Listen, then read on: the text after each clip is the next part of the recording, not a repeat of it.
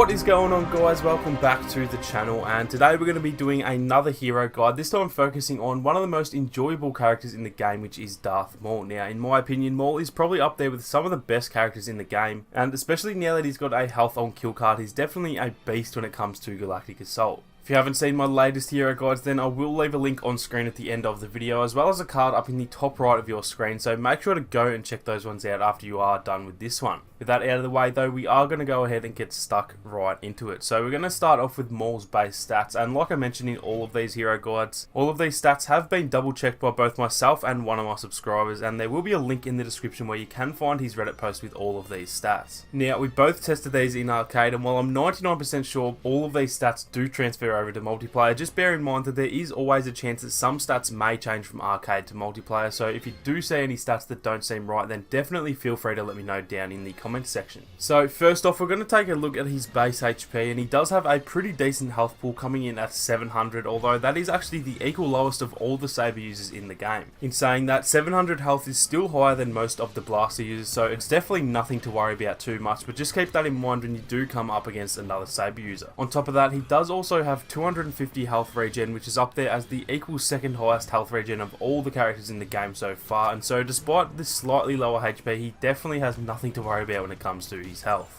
Now, his weapon of choice is of course his iconic double-bladed lightsaber, which is probably the reason that he can be so fun to play. It deals exactly 100 damage from the front and 120 damage from the back, which is actually towards the lower end when compared to the other saber users. However, it's still enough to two-shot any class in the game, so it doesn't make too much of a difference in Galactic Assault. To compensate for that though, he does have the fastest swing speed in the game, almost swinging twice every second, meaning he can take out any class in just over 1 second, and with an unlimited stamina pool and one of the longest saber lunges in the game, he definitely doesn't lack anything on offense, even with the slightly lower damage output. Now, keep in mind these stats are tested against heroes rather than troopers, and so there is always a small chance they could be slightly different, especially in multiplayer, but as far as I can tell, these stats do all transfer over to Galactic Assault exactly the same as they are on your screen. Now, moving on to his abilities, and he does have a fairly decent set of abilities. None of them are necessarily anything special, but they do mostly serve their purpose well, and they are far from being bad abilities when you compare them to some of the others in the game. His L1 ability is called Furious Throw, and this causes Maul to send his saber flying through the air, damaging anyone that it hits along the way. It does deal 150 damage per hit, meaning that it will take out all regular classes other than the heavy, and it can deal damage on the way back to his hand too, meaning if you can hit the enemy twice, you will deal up to 300 damage. This ability is really useful for taking out enemies at a bit of a distance without a worry of having to chase after them, and essentially it is almost a risk-free way to try and get a kill, as it usually won't put you in any trouble at all. With that being said, it is known to be extremely buggy, and it has been that way since launch, so you will find a lot of the time it just simply won't work, which can be very frustrating to say the least. To be fair, it has definitely gotten better since launch, but even still it is pretty buggy at the best of times, and probably more than 50% of the time it doesn't work in the slightest, so just make sure to keep that in mind as well. Moving on to his L1R1 ability, and this one is called Chokehold. This causes Maul to force choke his enemies before throwing them away, dealing 77 damage as well as removing anyone from within the area of effect. It does look like a one-hit kill in the footage you're seeing on screen, but that's only because the force ability seemed to insta-kill in arcade mode, so it doesn't quite have this same effect in a multiplayer setting. This ability is effectively a stun ability, as it does make the player unable to move for a few seconds while they're being choked and thrown through the air, so it is definitely a very useful ability in the right situation. Its only issue is that it does have a fairly slow animation that leaves you completely open to attack, so you do need to make sure you only ever use it when there aren't another couple of enemies nearby that can take you out in the meantime. It can also work against you at times, as sometimes it will throw the enemy to safety. For example, you might throw an enemy into a room where they're protected by a whole squad of enemies or something like that, so although most of the time it is great, it definitely has its setbacks every now and then as well. Moving on to the R1 ability, which is called Spin Attack, and this one is probably his best and definitely his most versatile ability. Just as the name suggests, this will send Maul lunging forward into a spinning motion, dealing 100 damage to anyone that he hits. This does allow for some extremely fast movement, and is a lot of the reason why Maul is so agile compared to the other heroes, and so this ability is definitely useful in a bunch of different ways. Spin Attack is super useful when it comes to chasing down enemies or finishing them off. If you're in a tight situation, then it's always a really good tactic to strike the enemy once with your saber, and then use the Spin Attack to deal a second blow while also getting out of the area much quicker, meaning you're a lot less likely to take damage, and at the same time guaranteeing that you do get the kill. As for its weaknesses, to be honest, it doesn't really have any. The only one I can think of is that sometimes it can lead to you falling falling off a map if you aren't paying attention, but for the most part it's almost a flawless ability, as there really are no downsides at all if you do manage to play it smart. So that's it for all of his base stats and abilities. Now we're going to move on to some of the more important stuff, starting with his best star cards for Galactic Assault. Obviously it really does come down to personal preference, so these definitely aren't the only cards that you can use, but these are just the 3 or 4 cards that I think are the most important and most well suited cards for Galactic Assault. So the first card I'm going to recommend is his Wrathful star card, and this is of course his health on kill card, so this is by far his most important card to choose. I'm sure you guys know the drill by now. This will award you with 20 HP per regular trooper kill and up to 100 HP per villain kill, depending on how much you have upgraded the card. The next card I'd recommend using is the Flow Motion card, and this one allows you to have an extra spin attack at the cost of a slower recharge rate. Now the slower recharge can be a little bit of a problem at times if you do get trigger happy with the ability, but for the most part this card will mean that you can use the spin attack more often, which is definitely worth equipping the card for. For me personally, I'm at the point where I actually can't play with Maul without using this card, as the spin attack is such a vital ability when it comes to both getting kills as well as surviving. The third card I'm going to recommend is his Lightsaber Defense card, and this one will make Maul receive less overall damage from blasters by up to 16%. This is a very handy card when it comes to survivability, but it does also come down to your own personal playstyle, and so it can be swapped out for another card if it's not really for you. If you are inclined to leave this card out, then the next one I'd recommend using is the Fool Me Once card. This will cause Maul's abilities to have a shorter cooldown, essentially meaning you can use all of your abilities more often. Now between these two cards it really was pretty hard to pick. Like I said, it does all come down to personal preference, and so the best way to figure it out is just by giving all these cards a bit of a test on your own, and then you will quickly figure out which one suits you the best. Now like I said, these are just the 3 or 4 cards that I'd personally recommend using. However, if you do disagree, then definitely feel free to let us all know down in the comments section, as there really is no right or wrong when it comes to choosing something like star cards. So now moving on to some of the best maps to choose Maul on when you are playing Galactic Assault, and the top 3 that I've picked are Naboo, Tatooine and Kashyyyk. I think most people would probably agree that Naboo is one of the best maps for Maul, as he's so good in close quarters areas, and the same thing applies to Tatooine as well, since that map is pretty similar in terms of the urban style layout.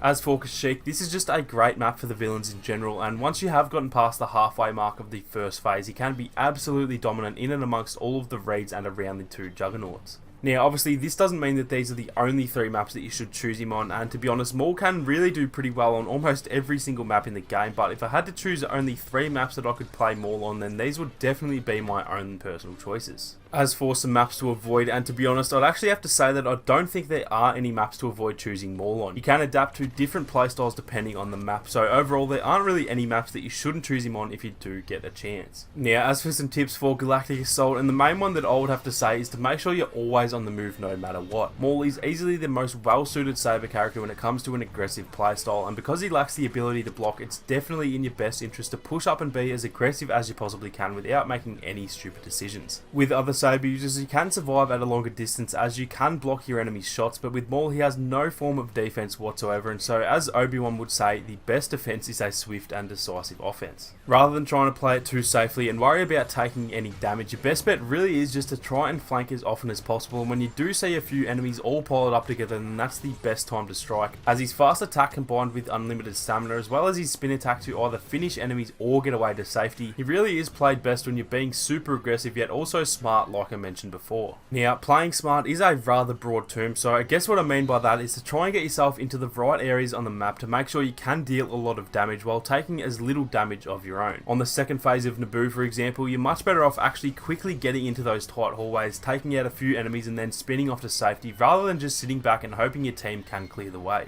Like I mentioned earlier, a stagnant Maul is usually going to end up as a dead one, because when you're not on the move, you're opening yourself up for the enemies to attack you rather than for you to be attacking them, and with no form of defense you can often die very quickly if that is the case. It does take quite a bit of practice to figure out when and when not to attack with Maul, but at the end of the day, if you are playing it too safely, then essentially that can be even more dangerous than an aggressive playstyle. Make the most of his speed and agility, avoid situations where you can back yourself into a corner, and with a bit of practice you guys should be running around dominating with Maul in absolutely no time at all. So that is going to be it for the Galactic Assault tips. Now we're going to move on to some tips for the hero vs villain game modes. Now starting off with the best star cards, and the first one I'm going to mention is the Unrolled Grip card, which gives the chokehold ability an increased area of effect. Like I mentioned before, Maul doesn't really have any way to defend himself, and so the chokehold ability is the closest thing that he has to a form of defense. With an increased area of effect, you'll have a much better chance of getting those enemies away from a bit of a further distance, usually resulting in less damage of your own. The next card I'd recommend is the Flow Motion card, like I mentioned earlier. The extra spin attack works just as well in these game modes as it does in Galactic Assault, so definitely a very handy card to choose. As for the third card, I'd usually go with the Fool Me Once card, which I did also mention earlier, and this one is the one that gives your abilities a faster cooldown. Abilities are very much important in these modes, and so being able to use them more often definitely helps in most situations. If you're playing on a map with no boundaries though, then the Forceful Thrust card should replace this one, as it will allow you to get a much better chance of throwing your enemies off the edge of the map.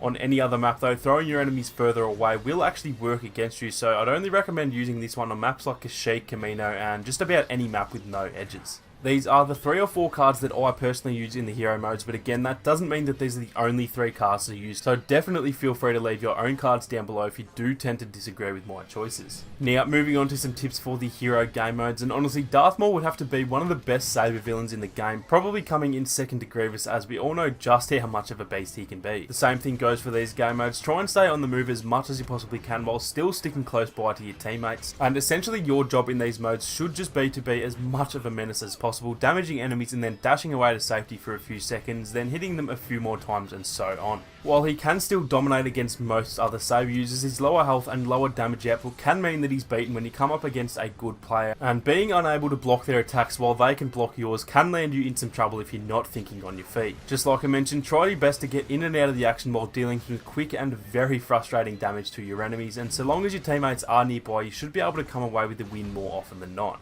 Now, in terms of some characters to watch out for in these modes, and I definitely have to say that Chewie and Obi-Wan are probably the 2 main characters to keep an eye on. It'll probably be a recurring theme in these villain guides that Chewie will cause you a lot of problems, and while he's definitely not invincible against Maul, you do really want to make sure you play it very safe, as he can definitely take you out in just a matter of seconds. As for Obi-Wan, his Force Push can be deadly as you're completely unable to block it, and his Mind Trick can be lethal as well, as without your abilities or a dodge to get away from him, as well as the inability to block, means you are pretty much a sitting duck when you're hit by the Mind Trick, so that's definitely something to keep an eye on at all times. If he does hit you with it, then your only real option is to either jump up and down until the ability wears off, or just pretty much do spam attacks in hopes that he starts blocking. Other than that, you really just have to hope that the players you're fighting are complete trash, because otherwise there's a very high chance that you will be dead in no time at all. But as long as you play it smart, stick close by to your teammates, and make sure to make the most of your abilities whenever possible, you can definitely do very well as Darth Maul in HVV and Hero Showdown.